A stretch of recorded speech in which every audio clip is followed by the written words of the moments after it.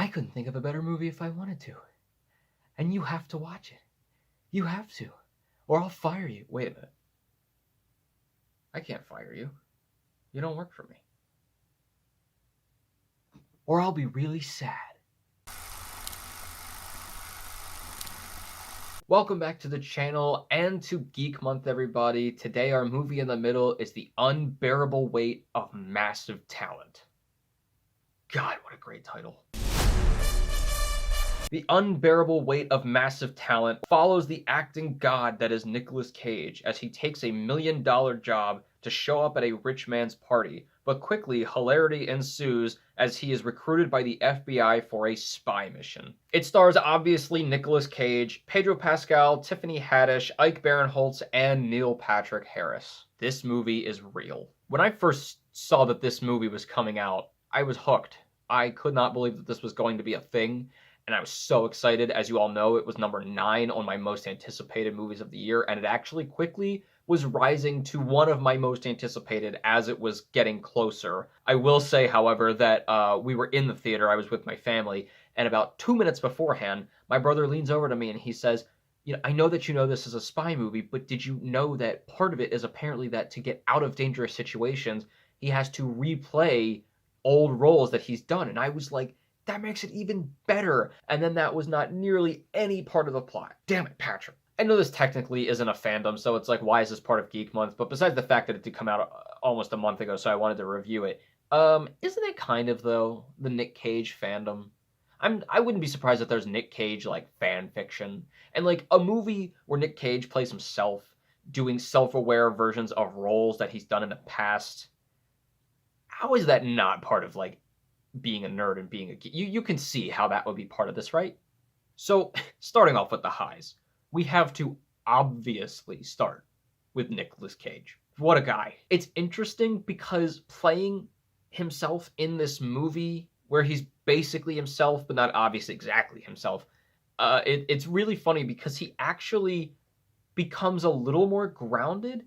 Just because, like, he's playing himself, who usually plays really crazy people in movies, so then people come up to him and they're like, "Oh my god, you were so crazy," and whatever, and all this other stuff, and he's like, "Yeah, I know, but I was just playing a character, yeah, it's just me, I'm so crazy." But then, like, because of that, comparatively, he feels a lot more grounded, which is funny. Not to say that there are not many, many weird Nick Cage moments in this movie. There are great freakouts. You go! I'll never forget you, Habs! There are moments that I just was very confused by, emotionally. It was just a great chance for Nicolas Cage to flaunt his ego, but, you know, in a wholesome way. I'm Nick Friggin!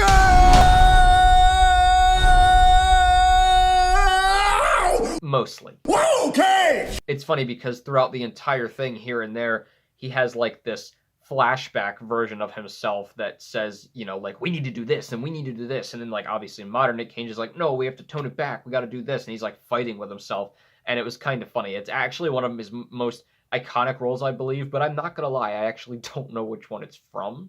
But it's great because it shows, like, the old, crazy, young Nick Cage versus the, you know, older, more tired, but just wanting to get his career back on track, but also have his family, Nick Cage. That's the biggest struggle I think he has in this movie is, you know, trying to get his acting career back on track and get himself together, but also wanting to be there for his family and not always missing out on things and, you know, being weird Nicolas Cage. Which, personally, I think was great to see just because we always think of Nicolas Cage as the loose cannon, but, like, it was cool to see him taking seriously, like, I want to be a good dad type deal, because really, I've only ever seen him in, like, 2 really serious roles that were just kind of grounded, mostly The Sorcerer's Apprentice and National Treasure, but other than that, it's always been, well, Nicolas Cage. You know what? Screw it. Bring on the montage of Nick Cage best moments. No, not the beast!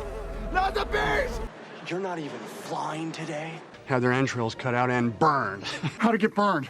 How'd it get burned? How'd it get burned? How'd it get burned? Have you ever been dragged to the sidewalk and beat until you Pissed blood! I never misspelled anything! Not once, not one time! I've got a lovely bunch of coconuts. Here they are, standing in a row. Small ones, big ones, some as big as your head! arrested, put in airport jail. Just get your ticket and move on, okay? Get your goddamn ticket and move on!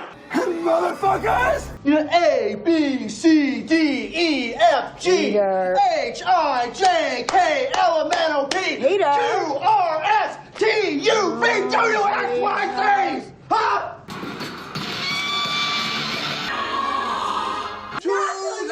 Too late!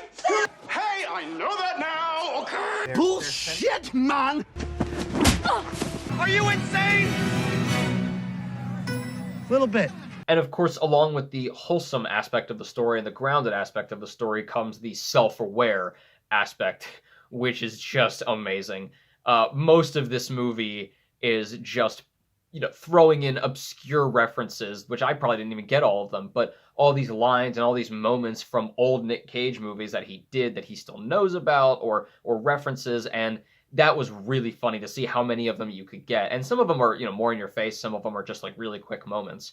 But it was really cool, not only to have the self-aware aspect of Nick Cage specifically, but just the acting world as a whole. There's a lot of like poking fun at like actors and the importance of acting for the world and what we need from them. And, I'm going to quit acting and it's just going to be the worst thing ever, but it's going to be okay. And it was really, really funny, I think, to like have that kind of parody of it all. But going right alongside Nick Cage, Pedro Pascal was awesome in this movie.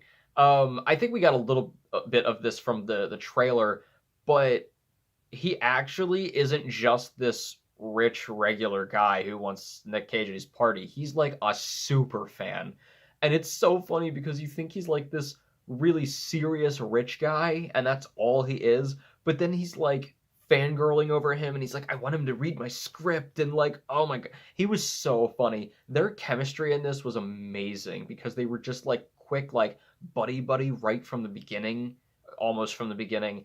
And I think they really bounced off of each other really well, and they had so many great funny moments based on this relationship. Part of which is that they are trying to write a movie together. I already said this about Scream at the beginning of this year, so it's kind of funny that there's like 2 movies so far I've seen this year that have this same thought. But the movie is the movie. The movie they're trying to write is what they're doing. It's so funny how they tie it in. It's very meta, just like the rest of the movie. Also, just the action in general is really great. There's a lot of funny chase scenes, and then obviously towards the end, because it is a spy movie, a lot of actually really big action scenes. There's also some others towards the beginning that aren't necessarily more action, but are suspenseful, but they're very funny. This movie is hilarious. It has really great comedy in comparison to the action as well. It's the jokes aren't stupid. They're actually really funny and based on situational humor rather than just like dumb jokes. The last high I have, and this has really nothing to do with the movie itself, but I just want to thank this movie for its trailer and giving me one of my favorite songs I have found this year. I am so obsessed with it. It's called Kill This Love by Blackpink. It's in the trailer, and if my brother heard me talking about this right now, he would kill me because I have been listening to it every day for 4 months. Let's kill this love. Yeah, yeah, yeah, yeah, yeah. Rum-pa-pum-pa-pum-pa-pum. Like I said, I know it has nothing to do with the movie, but oh my god, this song slaps. I do have one middle, and that is that there are 2 FBI agents at the beginning of the movie, Tiffany Haddish and Ike Barinholtz. And it's weird because we get Ike for like a few scenes, and then for some reason we just don't really ever see him again. And something happens with both of the agents towards the end in one of the scenes where we're sort of seeing him, but we don't really see him. So I don't even know if he was on set that day. So it was weird that like he just disappears for no reason, but I'm thinking it was COVID related because this was probably made, about a year ago, when they still had a lot of restrictions and everything on sets. So obviously I can't fault them for that. My only, I have one low, and it is kind of big, but it's only one, is the third act gets pretty generic action movie. It didn't let me down, but it definitely was like, this movie is going really well and it's really steady. And then there was a significant drop off in excitement for me. And I think that's just because they really leaned back on all of the references and all the self-aware Nick Cage stuff when they could have leaned into it even more towards the end. You know, I think this is one of those movies that warrants getting even crazier at the end, and we would be okay with it because it's kind of the point of the movie. And so, you know, once we kind of realize the truth of what's really going on with all this mystery of who's doing what, who's the bad guy, after that, it basically becomes a regular action movie. And obviously, all like the heart of Nicolas Cage's character arc and being, you know, a good dad and a good husband and everything, that comes into play a lot more in the end, which was great. But I think the funny aspects, there really weren't a whole lot. There's like one kind of funny, humorous thing, but it really only lasts like a couple minutes. I really think that they could have played into all the references and self-awareness more. You know, it was still a pretty good big action scene and a lot of funny moments, a lot of heartfelt moments. So it wasn't terrible, but it definitely was a little bit disappointing towards the end.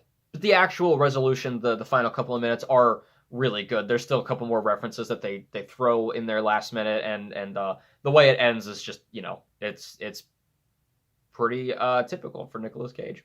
So overall, the unbearable weight of massive fucking talent is fun. It's basically what you expected it to be. It's fun, it's wholesome, it's got great characters. Obviously, it has everything Nicolas Cage. I loved this movie. I'm going to give the unbearable weight of massive talent a 3.5 out of 4. Well, guys, let me know all of your thoughts on the unbearable weight of massive talent. It's just a great title. I can understand, though, why the commercials just keep calling it Massive Talent. But let me know your thoughts in the comments below, and let me know what your favorite Nicolas Cage role and or moment is, because there are a lot to choose from. And as always, keep your hopes high, your stress low, and movies right in the middle. I'll see you guys later.